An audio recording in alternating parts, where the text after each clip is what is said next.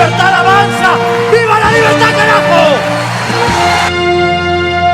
Bolsonaro. Estimado Javier Milei, buenas noches, ¿cómo anda usted? ¿Qué tal, José? Un gusto enorme estar aquí. Bueno, estuviste por el coloquio IDEA.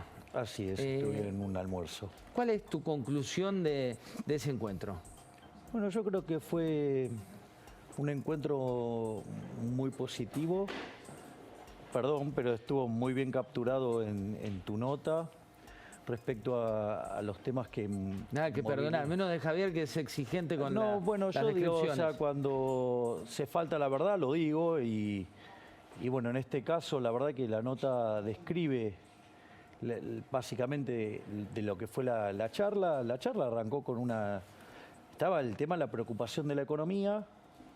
Me arrancaron así preguntándome sobre el tema de si para terminar con la inflación era suficiente con la independencia del Banco Central. Expliqué que eso no alcanza, porque cuando tuvimos la convertibilidad tuvimos una regla monetaria dura, clara, todo el mundo la entendía, había sido exitosa, no solo que había sido exitosa en lo económico, sino que además ganaba elecciones.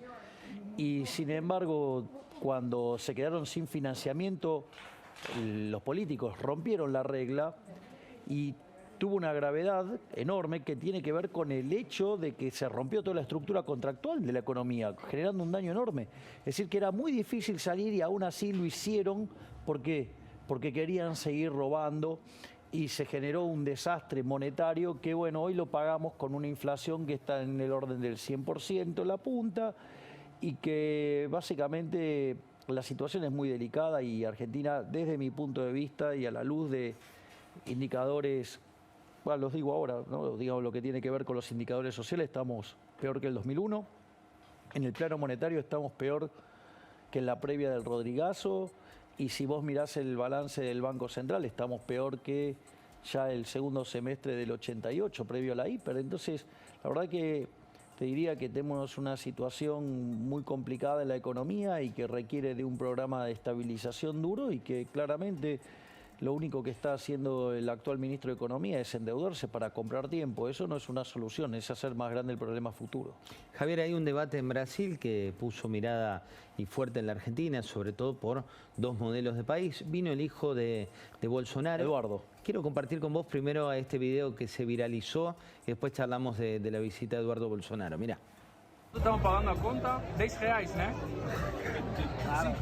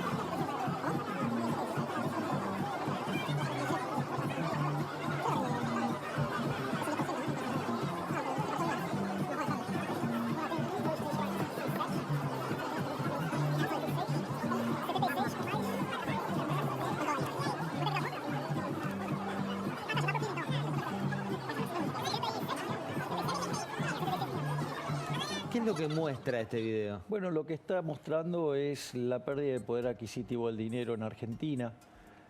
No sé qué les sorprende. El billete de más alta nominación de Argentina, que es el de 1.000 pesos, son $3. Listo, ya está todo dicho. ¿Me comprendes lo que te digo? Entonces, o puesto en otros términos, cuando vos estabas parado en el año 2001, con 100 pesos comprabas $100.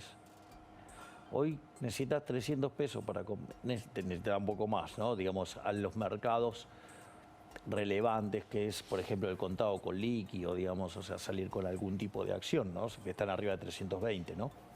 Entonces, digo, lo que estás viendo es la pérdida del poder adquisitivo del dinero, y eso ocurre básicamente por dos cosas, ¿no? Una es el aumento de la oferta sin contraparte de demanda, o caída de la demanda. En Argentina te pasan las tres cosas a la vez. y eso se manifiesta en la tasa de inflación creciente que tenemos.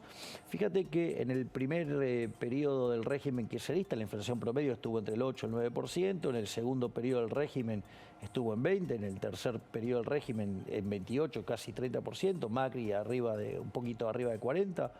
Y ahora, digamos, la inflación, o sea, miro lo que acumula este año, ya estamos en 66%, 83% contra el año pasado, digo, 100 en la punta, y la verdad es que la Argentina tiene un problema enorme, porque esto es muy importante para entender de cara al futuro, para terminar con el problema de la inflación, porque la verdad es que el único que tiene una propuesta seria para bajar la inflación soy yo. Los demás, toca la guitarra, algunos de oído mejor, pero la única solución seria, digamos, yo presenté mi programa económico en Córdoba, digamos, la dolarización, digamos, en Mendoza, hicimos un seminario que era el fin de la inflación, pero ahí... O sea, tu estrategia es dolarizar para terminar con la inflación. Ese es, digamos, es el final del camino. El final del camino, y sería competencia de monedas, y a la luz de lo que han elegido los argentinos a lo largo de la historia, lo más probable es que dolaricemos. Ahora, vos fíjate esto, si la inflación es siempre y en todo lugar un fenómeno monetario, ahora el punto es, entonces, tengo que mirar la emisión monetaria para ver el problema mío. Y como la política monetaria tiene un rezago que oscila entre 18 y 24 meses, primero tengo un problema con el pasado, ¿no? El problema con el pasado es que este gobierno en sus 2 primeros años emitió 11 puntos el PBI. ¿Entendés? O sea, ahí tenés un problema grave. ¿Qué quiere decir esto? Que por más que hoy vos cortaras la emisión monetaria, la inflación sigue. ¿Por qué? Porque tenés que limpiar todo lo que emitiste en los 2 primeros años. Primer punto. Segundo Eso es lo que llamás vos la emisión pasada. Exacto, exactamente. Tu problema con la emisión pasada. ¿Podés hacer algo con eso? No, no podés hacer nada. Porque ya fue. Ya está lanzado. O sea, Después tenés la presente. después tenés el problema del presente. El problema del presente tiene que ver con el déficit fiscal. Ok, Massa quiso hacer algo en la dirección para arreglarlo, ya le marcaron la cancha y dijeron no. No solo eso, sino que además lo que fue el dólar soja, expandiste en un mes el 25% de la base monetaria, un delirio. Y entonces vos tendrías que cortar con eso. Bueno, eso todavía no se cortó. Y tenés un problema con la emisión monetaria futuro, porque las LELIQs, en el fondo, fue emisión de dinero que vos hiciste y que la sacaste del mercado a cambio de tasa de interés para que no te impactaran los precios de hoy, pero mañana te va a impactar por lo que emitiste y por el efecto de la tasa de interés. Consecuentemente, tenés un problema enorme. Entonces, si vos no vas a cortar de cuajo con la emisión monetaria, no solo que vas a tener el problema que te va a seguir atosigando la inflación del pasado, sino que te va a atosigar la del presente y la del futuro. Con el agravante, y esto es muy interesante, que se te caiga la demanda de dinero. Si te llega a caer la demanda de dinero, tenés un problema muy grande. No solo que la gente quiera rehuir del peso, rechace el peso, de las transacciones corrientes no use el peso. Eso sería un problema enorme, porque no solo porque cuando vos mirás las grandes crisis de la Argentina, hay combinación de 2 factores, un déficit fiscal enorme y una caída de la demanda de dinero, porque la gente se da cuenta que la cosa no va más. Entonces, por ejemplo, el Rodrigazo, vos tenías un déficit fiscal de 14 puntos del PBI, cuando ocurrió el evento político que disparó la caída de la demanda de dinero, explotó.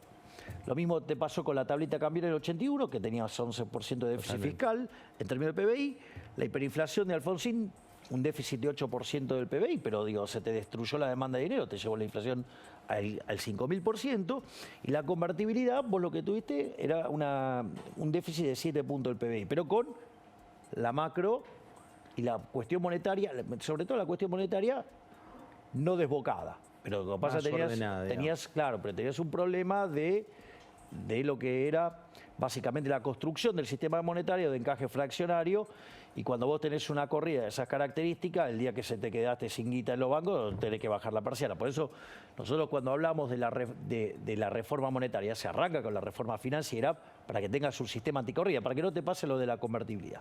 Entonces vos fíjate que todos los eventos se te gatillaron, a pesar de tener una macro desordenada, con la caída de la demanda de dinero. En ese sentido, no es tan alocado lo que hace el Frente de Todo de poner un tipo con fuerte manejo político como es Massa. El problema es que no arregla ninguno de los problemas que... Entonces lo único que está haciendo es patearlo para adelante. Compra dólares, o sea, con los dólares compra tiempo, pero lo que está haciendo es que el tamaño para adelante sea más grande. Y ahora sí hay un problema adicional, porque entonces ahora tengo el problema de la emisión pasada, tengo el problema de la emisión presente, tengo el problema de la emisión futura.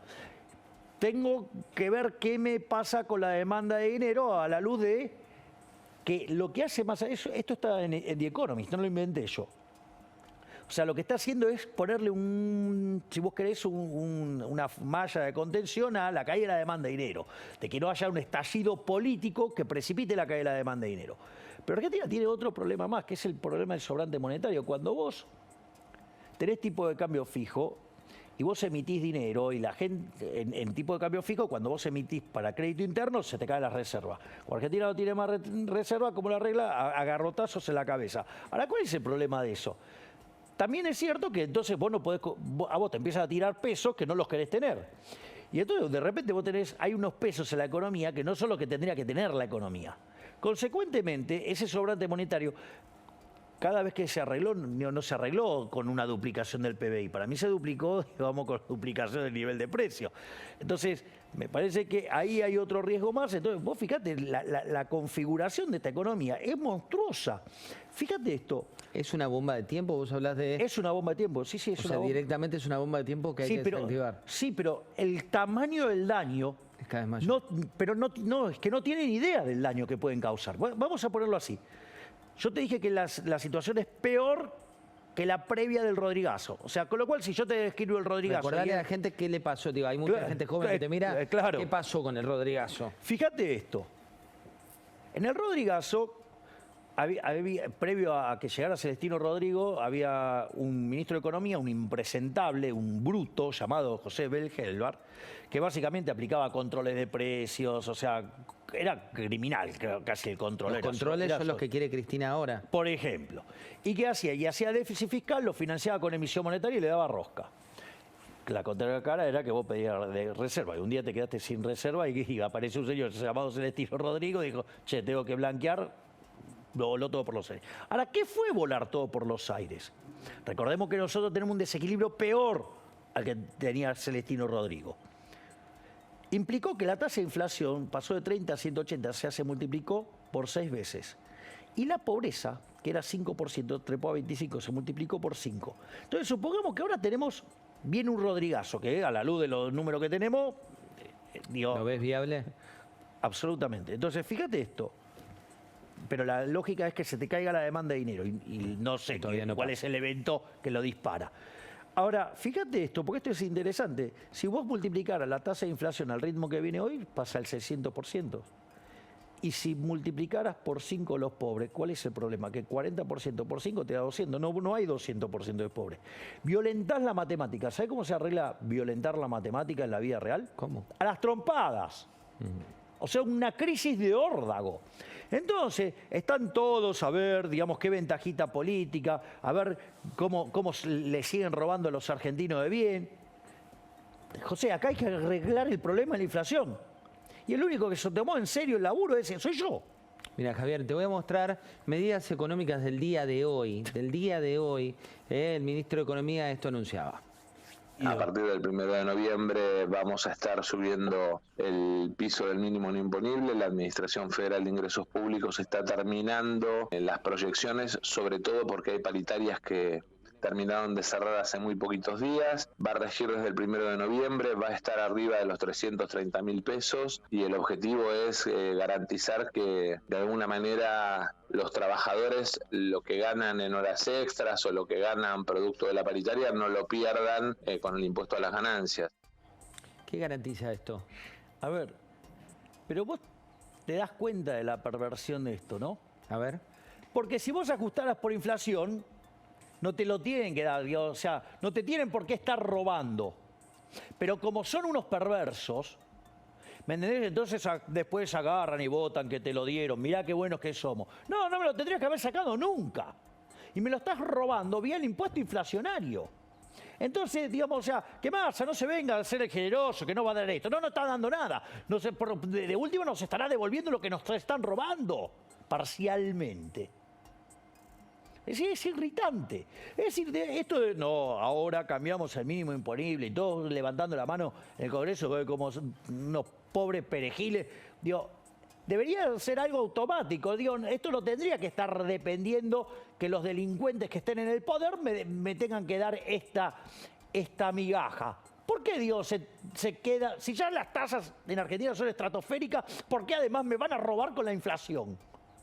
Otra de las medidas que anunció es precios justos. No, bueno. Que habla de... Bueno, vamos a digo, contarle a la gente, digo, o sea, que son acuerdos... No, pero ya el problema es con la definición. Precios justos. ¿Me quieren decir quién es el que tiene calculado el vector de precio de equilibrio de la economía para decir que es un precio justo? Pero estamos todos locos. Esto es lo que Hayek llamaba la fatal arrogancia en su libro de 1988. Estos tipos, vos para resolver ese problema, José, vos tenés que ser omnisciente, omnipresente y omnipotente.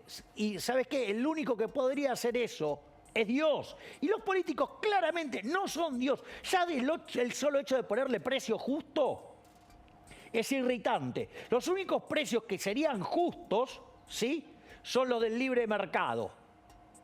El equilibrio del libre mercado, oferta y demanda. Sí, digamos que los individuos con sus actos de comprar y vender van determinando los precios. Y la escala nominal queda determinada por la cantidad de dinero emitida por el Banco Central. Javier, otra medida que anunció es un bono para indigentes. Ahora digo son medidas de hoy, todas. Sí, una, es como una. Es como que, suponete lo siguiente, vos estuvieras con las piernas rotas y yo te traigo las muletas. ¿Qué dirías? Te agradezco. ¿Es para ayudarme a curarme? ¿Y si antes fui yo el que te rompió las piernas? No, ahí ya no te agradezco más. Ahí tenés, dale, decile a Massa que... Lo voy a sumar a Pablo Fernández Blanco con una pregunta. Javier, Pablo. Javier, en realidad tengo varias. Bueno, voy a empezar con... Hola, Pablo. Primero te saludo. Perdón, ¿cómo estás, Javier? ¿Cómo estás, Javier? Vos naturalmente tenés ganas de ser presidente. No sé si me vas a decir quién querés que sea tu ministro de Economía, pero quizás me puedas decir quién sí o sí te va a acompañar en un eventual futuro gobierno tuyo. No sé, en Justicia, Desarrollo Social, en los ministerios que vos quieras tener. Nosotros básicamente vamos a ir a 8 ministerios. Ministerio de Economía, que en este momento hay 15 personas, 15 cabezas trabajando en profundizar los detalles del programa económico. Tenemos la parte de Relaciones Exteriores. Estamos trabajando muy fuertemente en la parte del Ministerio de Infraestructura para crear los marcos para que alguien quiera invertir en este país. Y estamos trabajando, por ejemplo, con el Ministerio de Acción Social con la fusión del Ministerio, por ejemplo, de Educación y lo que tiene que ver con salud, para que vos tengas una estrategia global en términos de niñez, salud, educación y programas sociales, tal que mientras que vos haces las reformas de primera generación, dejás las bases sentadas para que durante las reformas de segunda generación la gente esté en condiciones de salir al mercado a ganarse el mango como corresponde. Javier, perdón, pero ¿quién manejaría ese ministerio, por ejemplo? No voy a dar los nombres hasta último momento, no estoy hablando, ni siquiera doy los nombres de los potenciales candidatos, menos digo, de la gente que está trabajando. Esto hay que tenerlo en cuenta. A ver, digo, yo lo voy a explicar claro, digamos, este es un muy buen espacio para explicar estas cosas con claridad. Muchas de las personas que trabajan conmigo, trabajan en lugares que si supieran que trabajan conmigo los echan. ¿Está claro? Sí. Imagínate si además después los empiezan a operar. ¿Y por qué crees que los echarían? ¿Porque están involucrados con la política? Algunos pueden estar involucrados con empresas y algunos políticos que hacen obras, que les gusta hacer mucha obra, mucho asfalto, piden que se echen si están conmigo. Vamos. Javier, te voy a compartir declaraciones de Mauricio Macri aquí en La Nación Más para ver tu opinión. Mirá. ¿Y falta Milei en el equipo? No, Milei va por su camino, hay que respetarle su camino, él construye su identidad. Yo creo en las ideas y la libertad, esas ideas hay que fortalecerlas. Él tiene su estilo y yo tengo el mío, son cosas distintas. ¿Cuánto miedo te tienen hoy en Juntos? No sé, es un problema de ellos, no mío. ¿Qué opinión te merece Macri? Yo creo que Macri tiene, digamos, valores positivos, o sea, en cuanto a lo que tiene que ver con la visión. Yo creo que su gobierno fue un fracaso estrepitoso, básicamente por tener encima a los inviables de los radicales, a los inviables de la coalición cívica y las propias palomitas, ¿no? O sea que que también, digamos, era muy interesante lo que decía Facundo Hamkis. aquí, era muy importante sobre el rol de las encuestas. Es decir, vos fijate que las palomitas siempre te contestan en función del focus group. Si vos, digamos, llegás a encontrar el focus group, lo vas a encontrar, digamos, contestan todos lo mismo, están muy, muy perfectamente alineados, o sea, atacan a las mismas personas, hacen todo lo mismo. O sea, ¿por qué? Porque, digamos, Hay un manual y se sigue. decís. exactamente. Y en realidad, eso también es una carta que te garantiza el fracaso. Porque vos lo que tenés que tener es una visión hacia dónde vas. Y para lo que te sirven las encuestas es para saber dónde está la sociedad y marcarle cómo es el camino hacia ese lugar donde vos querés ir. Ahora, si vos, digamos, o sea, querés hacer, o sea, para quedar bien con todos, ¿sí? Y tener el consenso del 70, digo, vas a decir lo que todos quieren escuchar. Facundo también lo dijo muy bien. La suma de esas cosas es inconsistente. Es lo mismo que te pasa cuando analizas una votación con el teorema de imposibilidad de error en la democracia. Pueden ser todos coherentes y en el agregado no. Por ejemplo, o te lo hago con la resolución de algún problema distinto. Yo, por ejemplo, cuando tuve que armar las listas, o sea, digo, yo podría haber puesto el dedo y decir esto así, así, así, así, así. Ahora, ¿cuál es el problema si vos haces así? Que todos quieren los mejores lugares. Entonces tenés problemas con todos. ¿Sabés lo que hice? Dije, mire, muchachos, esto es lo que hay. Tomen la lapicera, se lo reparten entre ustedes. Quedaron todos contentos porque surgió de la negociación de ellos. ¿Qué dice tu cuaderno, que lo llevas a todos lados? Ah, no, este ¿Qué es viene otro, ese los cuaderno? voy cambiando. ¿Y qué vas anotando ahí? Ahí lo que voy haciendo son mis conferencias. Es decir, porque yo las conferencias marco los títulos. Y en función de esos títulos después Vas desarrollo. elaborando. Te llevo a una situación hipotética. Por ejemplo, ¿no? acá tengo la que armé para el coloquio de digamos, de idea en el almuerzo. Y la verdad es que cuando llegué ahí les di la opción. Dije, ¿qué prefieren? Que les cuente, digamos, Discurso o pregunta. discurso o pregunta. Dijeron, pregunta, vamos por las preguntas. Estuvo bueno porque estuvimos muchísimas horas Sí, 1 hora hablando. y 20 más que lo que estuvieron la mayoría. Sí. Yendo un poco te doy una situación hipotética, ¿no? Que es, finalmente salís electo, tienen la elección, resultás presidente de la nación. ¿Qué probabilidad le das vos primero a esa, qué probabilidad de ocurrencia le da a alguien que estudia los números con devoción como lo haces, que eso pueda llegar a ocurrir? Yo creo que es factible. Hoy los números muestran que es factible, que es altamente probable. Por eso están enojados los dos lados conmigo. Y ponele que eso suceda. ¿Qué es lo que más miedo te da por un lado y qué es lo que más atracción te da de llegar a esa posición? Mira, la verdad es que miedo no, porque para algo me metí. Es decir, o sea, si hay algo que a mí no me falta es coraje. Que no quiere decir que sea un temerario, que es algo muy distinto. Pero ahí te abro un paréntesis. ¿En qué momento dijiste me voy a meter? ¿Cómo fue ese momento en el cual dijiste salgo de mi rol donde estabas cómodo como economista, donde te consultaban y demás, y dijiste me quiero meter definitivamente en la política? Fueron en dos instancias. La primera fue ver cómo avanzaba la censura sobre los liberales durante este gobierno. Concretamente, es más, el diputado Leandro Santoro andaba por los medios pidiendo que se censurara liberales. Y de hecho la cantidad de liberales que había en los medios había caído sustancialmente, más allá de lo entendible desde la caída de la demanda, porque si vos tuviste un cambio electoral, puede ser que, digamos, no esté demandando determinados productos la gente. Entonces, o sea, tendría una caída natural, había. Pero, digamos, o sea, con una persona, digamos, cercana al presidente, pidiendo que se censure a determinado grupo de economistas, en especial, digamos, pedía por la censura de mi persona. Si te decían que no podías salir directamente. Claro, exactamente. Entonces, ahora el punto es, eso lo que me hizo fue dudar sobre qué capacidad había sobre continuar con la batalla cultural del modo que se estaba haciendo. Y después estaba en una cena, puedo contar, con Marcelo Peretta, o sea, que es un sindicalista pero con perspectiva liberal. Estaba cenando y estaba con mi hermana y él con la mujer y llama a los hijos y le dice, porque yo después le estaba explicando todo esto, porque lo conocí en un estudio de televisión. Entonces lo llama al hijo y le dice, le hace poner una boleta y me dice, ¿y dónde están las ideas de Milei acá? ¿A dónde está Milei acá? ¿Quién representa las ideas de Milei? y me hizo entender que si vos no te metías en el barro, los políticos se te ríen en la cara o te dicen que te escuchan y no te dan ni 5 de pelota. Lo voy a poner con un ejemplo más concreto. Vos vas a un partido de Argentina, la hinchada es fabulosa, el colorido es fabuloso, los cantitos son fabulosos, es emocionante. Ahora vos ponés la pelota en el medio, ¿crees que se mueve con eso? No alcanza. Vamos a Los ir a un goles breve los tiene que corte. hacer Messi. Quédense, Los goles los hace Messi. Los hace Messi. Quédense, breve corte y ya venimos con mucho más.